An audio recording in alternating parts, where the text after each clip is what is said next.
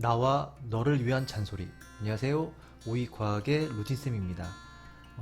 이번 시간에는 제가 그냥 평상시에 머릿속으로만 좀 생각했던 내용들을 여러분한테도 말씀을 드리고, 그 다음에 저 자신한테도 말을 하려고 이런 주제를 한번 정해봤습니다. 아, 저도 공부를 계속 해야 되는 입장이고, 여러분들도 이 영상을 보신다면 공부를 분명히 어느 정도는 하고 싶은 마음은 조금씩 있으실 겁니다.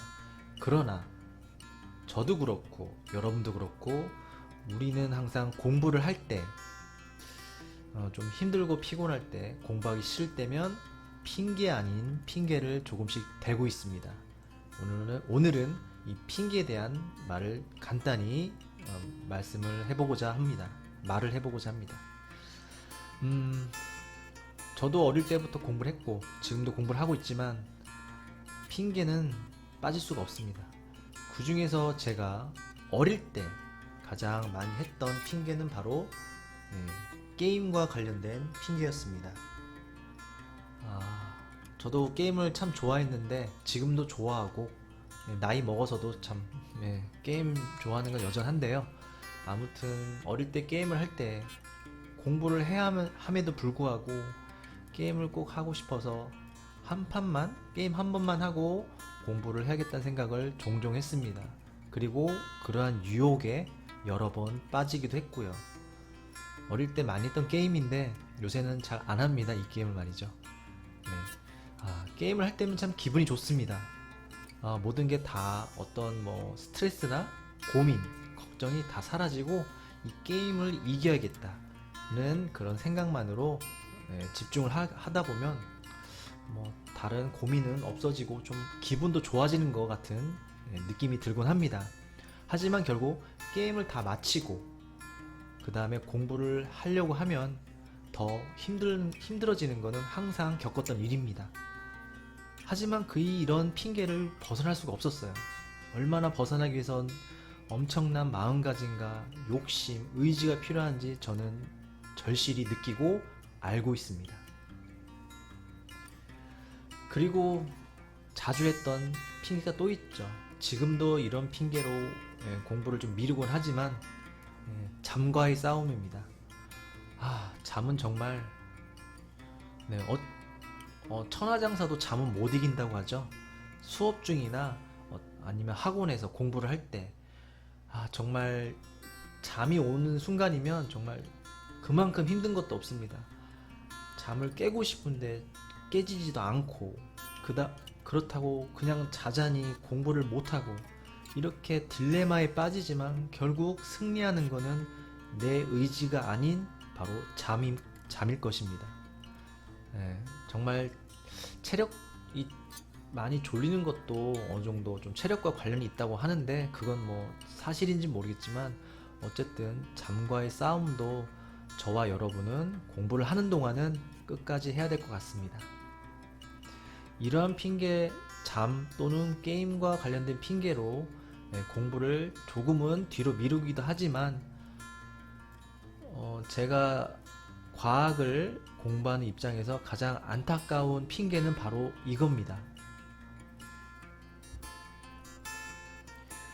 중요 과목을 하느라 과학을 미처 공부하지 못했다는 말을 종종 듣습니다. 그리고 만약에 여러분들이 학생이라면 이런 상황이 아마 자주 겪었을 거라 생각이 듭니다. 과학은 몰아서 하는 과목, 대부분 다 아닐 수도 있지만 말이죠. 과학은 시험 기간에 몰아서 하는 과목, 그냥 외우면 되는 과목이라고 생각해서 국영수보다는 조금 중요도가 조금 낮게 생각을 하고 있었습니다. 저도 어릴 때는 그랬고요. 하지만 저는 그런 핑계를 대지 않으려고 노력을 많이 했습니다. 왜냐면 저는 항상 모든 제가 배우는 과목은 다 중요하다고 생각하려고 노력을 했으니까 말이죠. 그러한 노력이 어디까지 결실을 맺었는지 모르겠지만 아무튼 그런 노력을 하기 위해서 많은 유혹을 뿌리쳤습니다. 혹시나 여러분들께서도 중요 과목에 비해서 과학을 조금 좀 덜 한다거나 이런 핑계로 과학을 조금 멀리 하신다면 저는 이런 말을 하나 해주고 싶습니다. 제가 이제 찾은 명언인데요. 제가 한 명언은 아니고요. 과학은 정리된 지식이다. 지혜는 정리된 인생이다. 라는 말을 임마누엘 칸트라는 독일의 철학자가 했다고 합니다. 과학은 자연의 모든 일상을 정리한 어떤 결과라고 저는 생각을 합니다. 그리고 이러한 과학적인 내용은 직업을 선택하는 데 있어서도 많은 도움을 받고 좀 필요로 하는 분야인 것 같습니다. 그럼에도 불구하고 어릴 때는 시험 위주의 공부를 하다 보니까 국영수가 제일 중요하다고 생각하는 거는 뭐 어쩔 수 없지만 그래도 과학을 조금만 더 신경 써줬으면 하는 바람으로 제가 이번 주제를 잡았습니다. 저도 그렇고요. 공부할 때 부모님이 공부해라 아니면 이런 학원쌤이나 학교쌤이 공부하라고 할 때면 항상 이런저런 핑계를 댔습니다. 제가 왜 그런 핑계를 댔는지 지금 와서 생각해보면 핑계를 댈 때면 그나마 좀 마음이 편하곤 합니다. 왜냐면 이런 핑계를 대면서 저는 제가 했던 실수를 조금이나마 없애려는, 상쇄시키려는 그런 마음이 있었나 봅니다. 솔직히 공부를 안 한 거, 공부를 해야 하는데 숙제가 있는데 그 숙제를 안 했다는 거는 어떻게 보면 실수가 맞죠. 근데 그 실수를 실수라고 인정하기 싫어서 어떤 이야기나 내용을 주변인한테 얘기해서 그런 제 실수를 상쇄시키려는 마음이 핑계가 아닐까 그런 생각을 해봅니다. 핑계를 대면 될수록 그 상황에서 좀 무마할 수 있습니다. 그래서 내가 했던 행동이 결코 나쁘지 않다. 제가 공부를 하지 않고 게임이나 자는 그 행동이 결코 나쁘지 않다고 스스로를 합리화시키는 그런 과정이 핑계인 걸 알면서도 저와 여러분은 핑계를 대면서 공부를 하고 있습니다. 참 안타깝죠. 저도 제 자신이 안타깝긴 마찬가지입니다.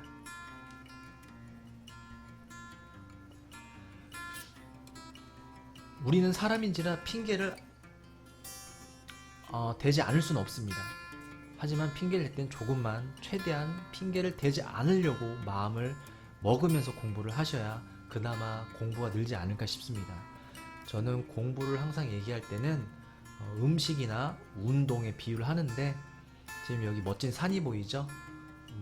이 산은 엘브루스 산이라는 산인데 러시아와 유럽 경계에 걸쳐 있는 큰 산입니다.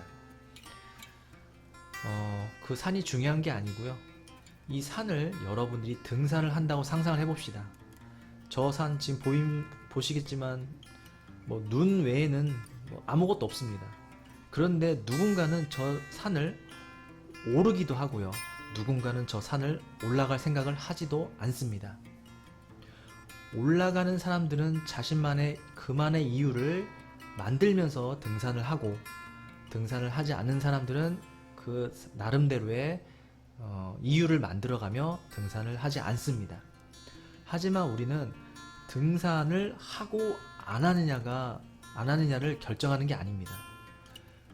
공부는 무조건 해야 하는 겁니다. 그렇기 때문에 어떻게든 등산을 오를 때의 그 사람들 마음처럼 여러 가지 합리적인 이유를 대면서 공부를 하도록 등산을 끝까지 할 수 있도록 마음을 계속 다잡아야 할 것입니다. 제가 학생들한테 아니면 저한테 종종 하는 말이 있습니다.